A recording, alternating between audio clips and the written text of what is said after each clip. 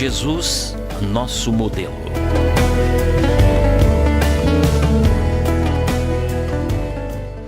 Jesus teve sua trajetória entre nós marcada por momentos e grandes testemunhos de amor ao próximo. Sua marca é mensagem maior para todos nós.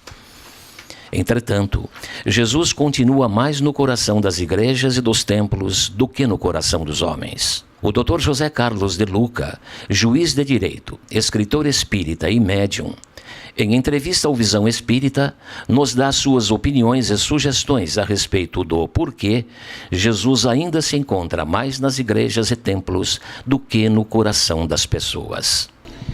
Eu acho que nós poderíamos trazer algumas causas, mas ultimamente eu tenho acreditado, e acabei escrevendo um livro sobre esse aspecto, que é a pouca exploração que nós damos sobre o lado humano de Jesus. Para nós seguirmos alguém, nós precisamos ter uma identificação com essa pessoa. E muitas vezes, a teologia cristã foi construída sobre uma faceta de Jesus, algo do seu aspecto divino, que é inegável, que ninguém pode contrariar. Nós espíritas cremos que Jesus é o modelo e guia da humanidade, o espírito de maior evolução que pisou nesse planeta. Mas a despeito disto, Jesus tem uma face humana que pouco explorada. E eu creio que é essa face humana que causaria uma identificação maior com as pessoas e as estimularia a uma prática mais constante dos ensinamentos de Jesus.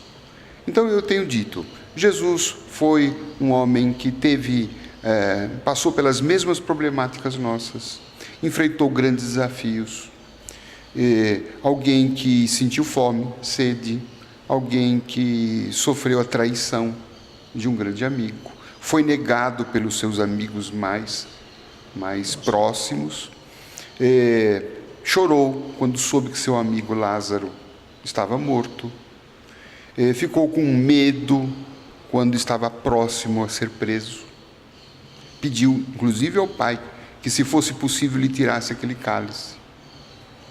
Um Jesus que falou um pouco mais duro com os fariseus, aquele mesmo Jesus que falou que ele era manso, né? Ele não foi tão manso, por exemplo, com esse grupo dos fariseus e dos saduceus.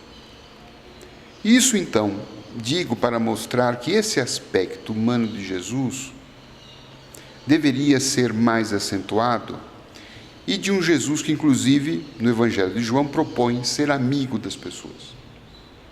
Então nós colocamos um Jesus muito longe, muito distante, muito nas alturas, muito divino, ou até como alguns irmãos de algumas ramificações cristãs entendem que ele é o próprio Deus, muito embora ele particularmente tenha negado isto, né? Ao dizer que o meu Pai me enviou, quer dizer, ele é uma coisa, Deus é outra. Então, se a gente encara ele muito nas alturas, ou encara ele como um Deus, não há identidade conosco. Como é que eu vou seguir alguém que é Deus? Jesus pode perdoar porque é Deus. Jesus pode amar porque é Deus. Agora não. Eu sou um homem, eu sou humano, eu tenho problemas, eu tenho conflitos, eu tenho emoções. Ora eu sou generoso, ora eu sou mesquinho, ora eu sou capaz de perdoar, ora eu sou capaz de ficar com ódio. Então, e Jesus? Jesus está nas alturas, Jesus é isto, é muito distante. Mas se nós olharmos para o Evangelho, vamos ver um Jesus que foi divino, mas que também foi humano. E ele conseguiu unir esses dois aspectos. Quando ele fala, Jesus diz assim, para que cada um tomasse a sua cruz, não me parece que ele esteja falando daquela cruz, a cruz de Roma, mas a cruz que simbolizava o pensamento da época como este encaixe da dualidade do ser humano, que é a sua dualidade material e a sua dualidade divina. As traves da cruz, aquela que aponta para cima, é a nossa ascensão divina, mas esta não pode ser considerada sem as traves, a trave horizontal, que significa a nossa condição humana. Então Jesus teve a grande lição dele foi como conciliar isto. Como você alcançar a sua divindade dentro dos aspectos humanos. Então você pode sentir raiva, você pode sentir medo, você pode sentir saudade, você pode sentir tristeza. É a sua trave horizontal, que o Cristo também sentiu. Mas ele deu a tudo isso um sentido divino espiritual. Então ele diz ao Pai, Pai, ele estava prestes a ser preso, se for possível, afasta de mim esse cálice. É o lado humano dele. Então nós podemos dizer para as pessoas, é normal que você sinta medo, é normal que você sinta ansiedade, mas como é que o Cristo supera isto? É o lado divino, quando ele diz, Pai, seja feita a tua vontade. Então eu creio que esta dificuldade muitas vezes pode estar associada a esta distância, a esse distanciamento que a teologia acabou colocando de um Jesus que é essencialmente divino, que não é capaz de entender as nossas angústias humanas, as nossas contradições humanas, e que por conta disso nós nos distanciamos dele, porque ele não nos serve como modelo e guia, já que ele é um espírito já tão evoluído que está distante de nós, exigindo uma perfeição que ainda nós não somos capazes de ter. Se eu pudesse resumir num ponto final, Chico Xavier disse que nós somos espíritos recém-saídos do mundo animal, que a nossa maior tarefa na presente encarnação, na atualidade, é desenvolver o nosso senso de humanidade, ser humano, e não buscar uma angelitude, do qual ainda nós estamos distantes. E não devemos nos envergonhar ou ficar com complexo de culpa, não. Eu ainda estou tentando ser humano, e ser humano é aquele que passa dos instintos para a ter uma experiência mais no plano dos sentimentos. É aquele que sente raiva, sente ódio, mas ele já vai procurando ter uma dimensão espiritual desses sentimentos e transformá-los, superá-los, divinizando-se. Quando ele disse no Evangelho de João, eu não chamo vocês de empregados, mas eu chamo vocês de amigos. Então, esta afirmação do próprio Cristo, querendo ser nosso amigo, isto talvez resolveria esse problema do distanciamento ou desta nossa distância da prática cristã. Porque nós vamos ter, a partir disto, de uma amizade verdadeira, vamos sendo contagiados por esse amigo. Vamos sendo modificados, porque nós abrimos espaço para ele em nossa vida. Você, como escritor, agora, esse último livro que você está lançando, poderia falar sobre ele? Então, exatamente, o Amigo Jesus é essa proposta, né, de fazer com que essa amizade, que é um desejo do Cristo, se aproximar mais das pessoas. Quer dizer, não que ele esteja distante, mas nós é que, por conta, né, desses bloqueios que nós colocamos ou que passaram para nós nos distanciamos desse Cristo, que para nós está lá nas alturas, sentado à direita do Pai. Quer dizer, uma posição de distância, e o amigo não está distante, o amigo está próximo, o amigo está junto, o amigo compartilha, o amigo tem interesse, o amigo divide a vida dele. E é isso que Jesus quer fazer, quer estar próximo. E ele está, mas nós precisamos abrir espaço para essa amizade. De Luca, nós vamos linkar essa mensagem que você está acabando de colocar, nós vamos linkar com a sua atividade profissional. Você tem uma atividade profissional como juiz de direito. Esta é uma área que a gente sabe onde você administra conflitos, julga conflitos, está muito próximo dessa condição dos seres humanos, né?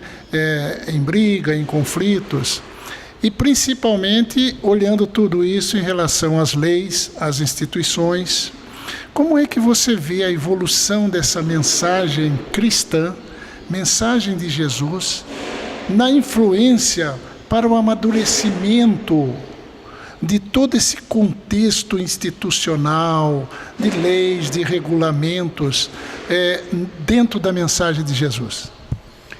A influência de Jesus no direito, na legislação humana, é indiscutível. Sobretudo, trazendo uma concepção de justiça diferente, diversa, daquela concepção mais arcaica, mais antiga, que nós trazemos, que é uma ideia de uma justiça punitiva, vingativa, que é o que ainda predomina em nós. Para nós, muitas vezes, justiça é vingança, né? E isto é brutalidade, isto é animalidade. E isto não é solução de conflito algum.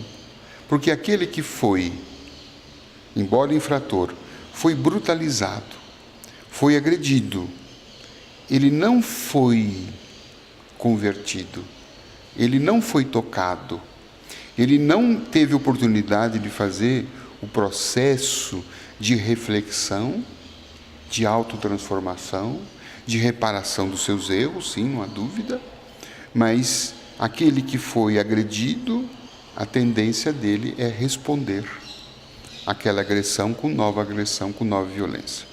A mensagem de Jesus vem soprando ventos para que a nossa justiça seja uma justiça que restaura. Então, hoje, a legislação no mundo inteiro, ela já vem procurando evitar penas que causem sofrimentos físicos, que não possibilitem uma recuperação. E eu sei que muitos ouvintes ou telespectadores nesse momento estejam pensando, mas o que faremos com esses presos? Não é? É abrir as portas da cadeia? Não. Mas também não é permitir, por exemplo, que as nossas prisões continuem como estão. Não é justo que as pessoas passem pelos presídios e sofram o que estão sofrendo. E nós vemos isto nos noticiários. Embora a legislação já apresente soluções para um abrandamento, para o respeito à dignidade da pessoa, para a ressociabilização do preso, para o trabalho, nós temos muita dificuldade ainda de aplicar isto. E não é só uma dificuldade do Estado, do governo, é uma dificuldade da própria população. Que para nós, muitas vezes, a justa solução qual é? É infligir penas cruéis, castigos, é infringir dificuldades, é infringir sofrimento, como é pena de morte, é jogar todos em alto mar, é jogar todos numa ilha. Meu Deus, isto é uma justiça que pode infligir o corpo, pode matar o corpo, mas não mata o criminoso. E aí, então, o Espiritismo nos ajuda a entender mais. Esse espírito que foi violentado, através, por exemplo, de uma pena de morte, quando ele sai da morte, ele está no mundo espiritual. E me parece que se torna um criminoso muito mais perigoso, né? Porque é melhor você ter alguém que está infringindo a lei, mas que você está vendo, do que alguém que desencarna e no mundo espiritual continua a sua face criminosa se agregando a entidades encarnadas, a pessoas que estão ali se dedicando ao crime, cooperando com essas coisas, e amanhã reencarnando, voltando com toda aquela falta de amor, aquela crueldade que ele recebeu, e provavelmente vai querer devolver isso para a sociedade. Então, Jesus veio acabar com essa justiça do olho por olho, dentro por dentro. Porque se a gente continuar desse jeito, todo mundo vai ficar cego e todo mundo vai ficar desdentado. Jesus, nosso modelo. Deus.